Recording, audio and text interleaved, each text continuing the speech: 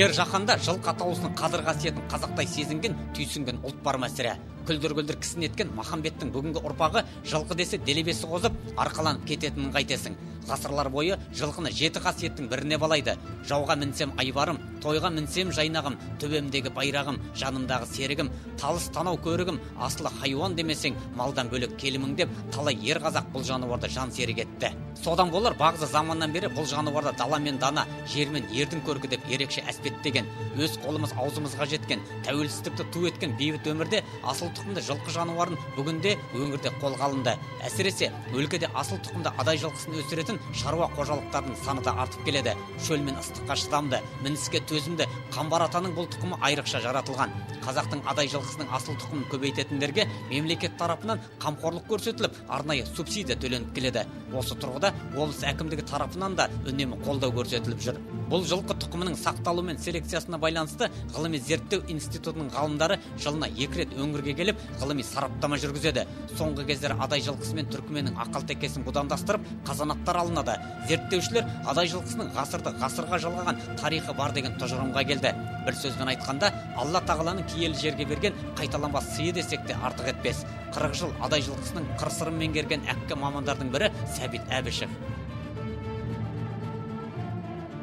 Адай жылқысын, қазақ жылқысын зерттеп жүрген анау академик Барменсов дейтін кісі, ол Полферов дейтін кісі, оның бер жағында мынау қазіргі академик Нечаев дейтін кісі, біздің ана қазақ Семейдегі Садиқов дейтін кісілер жылқымен тікелей айналысып жүрген. Солардың барлығы ақылдаса келгенде осы мына жылқыны 3 түрге бөліп жіберді. Шығыстағы тона мықты тауда жүретін Найман жылқысы, сосын мына еттілеу, семіздеу келетін мынау орталық Қазақстандағы қазақ жылқылары, сосын батыстағы негізінен адай жылқылары, батыстағы. Мұрағат қоймасындағы құжатта 1940 жылы халқымыз қастерлеген 4 түліктің бірі жылқы жануарын асылдандыру ең басты мәселе болған екен. Құжатта 1943 жылы асыл тұқымды адай жылқысын іріктеп өсіру қаулысы қабылданған. Сөйтіп 15 жылқы фермасының тізімі бекітіліп, бас аяғы 512 адай жылқысы тіркеліпті. Кейіннен мұны жүзеге асыруда аналық жылқы мен айғырларды іріктеу шаралары жүргізілген. Ветеринарлық тексеру үнемі жүргізіліп тұрған, жарамсыздарын үйірге қоспаған. Ал асыл тұқымдыларын колхоз шаруасына пайдаланбай, керісінше оларды ең жақсы жайылымда бағып баптапты. Жүріске төзімді 3000 бас адай жылқысы қан майданға Маңғыстаудан зеңбірек сүйреуге жөнелтілген. Осы аттарды баптап, жеңіс күнін жақындатып берген атбегілердің еңбегі елеусіз қалмады. Соғыс біткеннен кейін өлкеміздің 9 жылқышысы СССР жоғарғы кеңес президиумының жарлығымен социалистік еңбек ері атағына ие болды. Бейнеев Нұрсейіт, Бердібеков Дүйсе, Қожашева Баланжан, Сәтібаев Дүйіш, Сейсенбаев Сатыбалды, Қолбеков Тұржан, Қошақанов Кенған, Есқожаев Ұзақбай марапатқа лайық деп танылды. 1950 жылы адай жылқысы бойынша арнайы көрме ұйымдастырылды.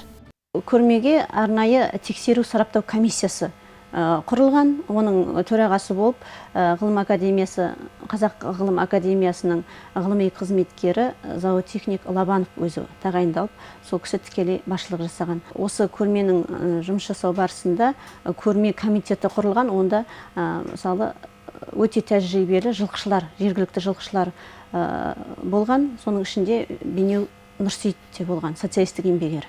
Социалистік еңбек ері Дүйсе Бердібекұлының қара шаңырағына бас сұққан едік.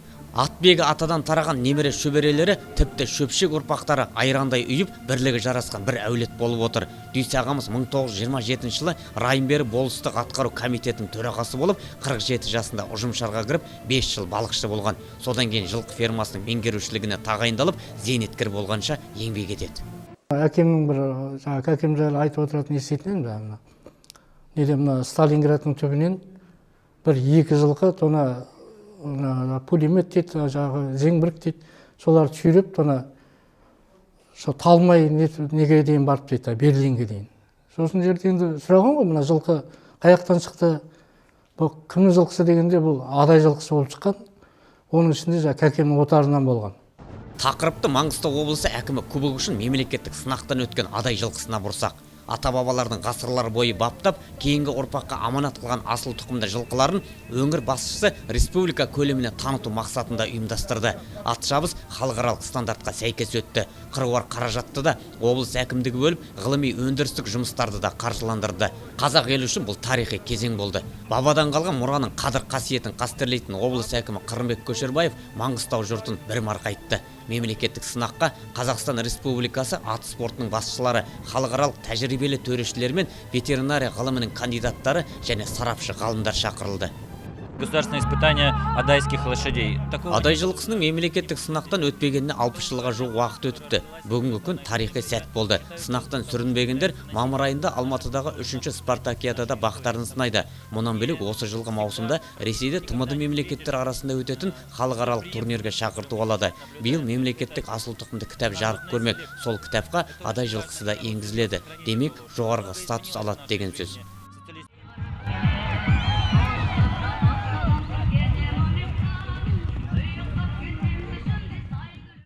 Таза адай жылқысы қанын сақтап келген, өзгемен шатысы жоқ 38 сәйгүлік шабысқа қатыстырды. Мемлекеттік сынақтың талабы бойынша ат үстіндегі шабандоздың салмағы 70 келеден төмен болмауы тиісті. 90 шақырым қашықтықтағы шабыс 3 этаптан тұрды. Әрбір 30 шақырымнан кейін тұлпардың жүрек қағыстары заманауи құралмен тексеріліп, жарамсыздары шығарылып отырды. Мұнан өзге де өзіндік ережелері мен шарттары болды. Аттың қатты шабысына жол берілмейді, қамшымен ұруға жол берілмейді, аяқпен теуіп кеудесіне теуге жол берілмейді. Тек бұл ғана ғылыми тұрғыда дәлелдеу үшін аттың өзінің тек шабысы, өзінің демалыс несі, сол мына нормалық сәйкес болу керек бізде. Жүректің нормалық сәйкесі клиникалық сәйкесінде 23-тен 44-ке дейін болу керек минутына. Келгеннен кейінгі аттың жүрек соғу жиілігі 64-ке дейін ұқсат берілген еді. Енді біздердің келген уақытта тексергенімізде аттарымыздың кейбіреулері 53, 56 беріп тұрғандар бар. Кейбіреулері 44-тің кәдімгі өзінің нормасын сақтап тұрған аттар бар. Маман ғалымдар адай жылқысы таза, табиғи жетілдірілген халықтық селекцияның қайталанбас жауһары деген тұжырымда. Жергілікті халық жылқыға тән қасиетін сақтап қалған. Қазірше бұл жылқылар тарих беттерінде алтын әріппен жазылмағанымен, кезінде Ресей офицерінің бірі төзімділігі мен қасиеттілігіне баға берген екен. Ертеде орыс офицері Михаил Арнольди 1877 жылы Закаспий өңірінде болғанда деген кітабында адай жылқысы қасиеттеріне ерекше тоқталады. Оның айтуынша, бұл жылқылар төзімді, жем-шөп талғамайды және жауыр болмайды деген. Ең бастысы 100 шақырымға дейін суарылмай жүре алады. Демек, қамбар ата түлігіне бұдан асқан баға жетпесе керек. Жылқының ғылыми тұжырымдалған өлшемі бар. Қамбар баба тұқымының айғыры үйірін жыртқыштардан қорғайды. Текті мал. Асыл тұқымдылар қатарына жатқызылуы да тегін емес. Шетелдік асыл тұқымды жылқылар құны бүгінде шарықтап тұр. Адай жылқылары әлемдік аренада орын тепсе, олардың қатарынан қалмасы анық. Дана халқымыз жылқыны ерекше қастерлеген. Жергілікті халық мұны дала көркі деп те дәріптейді. Салт мінуге бейімделген. Ал сипатына келетін болсақ, басы шағын, кеудесі жинақы, арқасы түзу, аяқтары жіңішке, сидаң, етсіз сіңірлі болып келеді. Таңнан кешке дейін ат шабыстағы көпшілік кімнің сәйгүлігі келеді деген үмітте болды. Шаңдатып бабымен шапқан тұлпарлар ұзақ қашықтықты пысқырмай емін-еркін шауып келді. Бәсекеге 7 орын белгіленді. Бас жүлдемен ең үздік командаға 2 темір тұлпар сайланды. Бабымен бағын сынаған жеңімпаздар да анықталып, облыс әкімі кубогының жүлдегері анықталды. Ол бірінші болып Жаңа Өзен командасының Мұнайбасов Амангелдінің Ақпанат аты келді. 7 ат қостық бүгін. 7 аттың 3-і жүлделі призовой немен алғашқылар болып келді. Екінші орынды Маңғыстау ауданының шабандозы Саят Ерік ұтып алды. Ал Түпқарағанның Ойлы есімді сәйгүлігі мәреге 3-ші болып келді. Шабандозы Болат Есетов. Қалғандарда қалыс қалмай бағалы сыйлықтарды қоржындарына салды. Ең үздік команда есебінде Түпқарағандықтар мықты тұлпарларын қосып, нәтижесінде ауылдарына темір тұлпармен қайтты.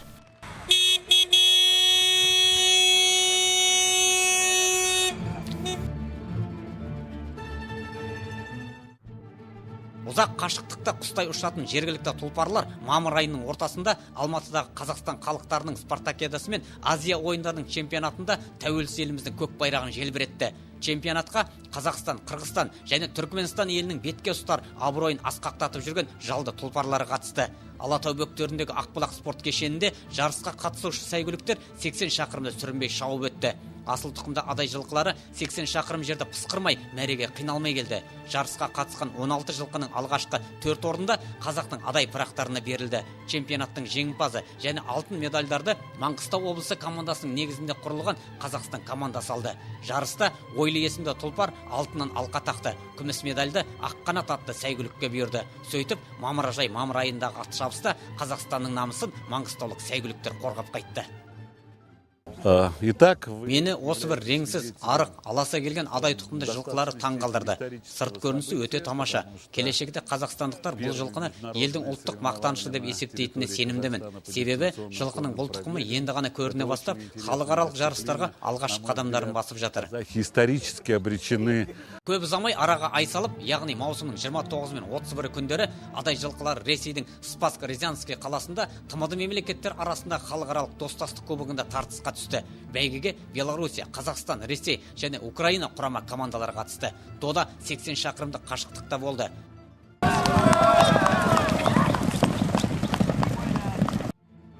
Нәтижесінде жұлдыздай аққан адайдың ойлы мен жирен атты қос жылқысы мәреге бірінші және үшінші болып жетті. Айта кетері, бірінші орынды иеленген ойлы есімді тұлпар Ресейдің 4 дүркін чемпионы шабыста құстай ұшқан Кабардин тұқымдас сәйгүлікті артта қалдырып шаңғаптырды. Сөйтіп, бас жүлдені құрқатпайтын Кабардин жылқысы екінші орынды иеленді. Жүзден жүйрік атанып жүрген Кабардин тұлпары халықаралық деңгейдегі сәйгүліктің бірі екен. Ал қоржынға қола медальді жирен есімді тұлпар салды. Қос тұлпардың қожайыны, бапкері әрі атбегісі Рәтіп Сейсен есімді жерлесіміз. Бұл халықаралық ат шабысты әлемнің білікті сарапшылары қадағалады. Ал жылқылардың әл қуатын күллі әлемнің түкпірінен келген тәуелсіз ветеринарлар тексеріп отырды.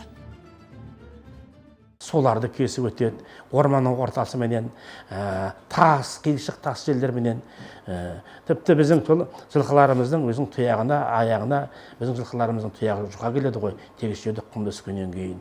Соның бәрі қиындық болды. Дегенменен де біздің жылқыларымыз, осы жылқыларға шапқан біздің шабандоз жігіттеріміз, азаматтарымыз өте шыдамдылық, төзімділік көрсетіп, мынау елдің абыройын қорғап шықты.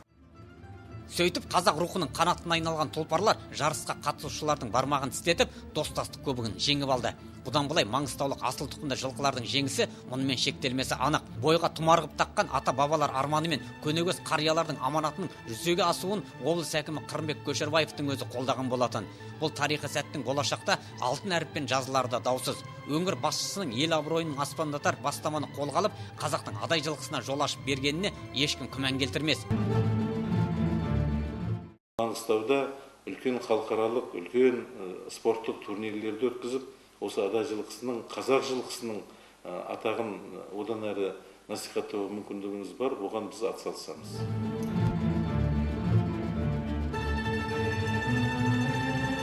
Мінекей, жүйріктік, төзімділік, шыдамдылығымен көзге түскен адай жылқысы тәуелсіз мемлекеттер достастық елдер ішінде көрерменнің көз айымына айналып қайтты. Қазақтың мәртебесін көтеріп, сәйгүлігіміз ел мерейін асқақтатты. Маңғыстауда қанат қаққан қамбар ата тұқымдары жер бетінде қазақтың адай жылқысынан өткен төзімді жылқы жоқ екенін Ресей жеріндегі ат шабыс алаңында дәлелдеді.